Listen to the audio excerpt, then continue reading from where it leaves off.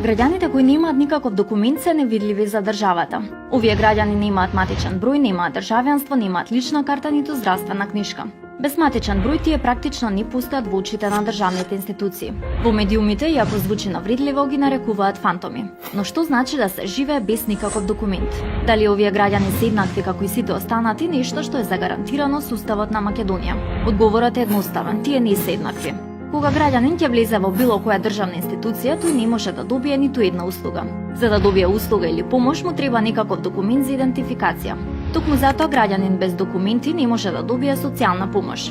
Без никаков документ не може да добијат ниту пристап до здравствена заштита. Тие не може да извадат ниту банкарска сметка. Во Македонија официјално се регистрирани 593 лица без документи, од кои најголем дел се роми. Вистинската бројка е непозната, се стравува дека е 10 пати поголема.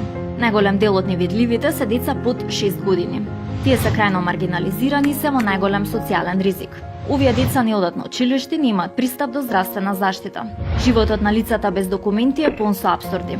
Ако лице без документ отиде да извади лична карта, прво му бараат имотен лист, нешто што е невозможно да го поседува. Ако лице без документ отиде да побара помош од лекар, ќе му побараат здравствена книшка која исто така нема. Врзани им се рацете на државните службеници кога ќе им пристапи лице без документ. Тие не може да му пружат услуга или помош ако не ги знаат основните податоци, матичен број и име и презиме на лицето.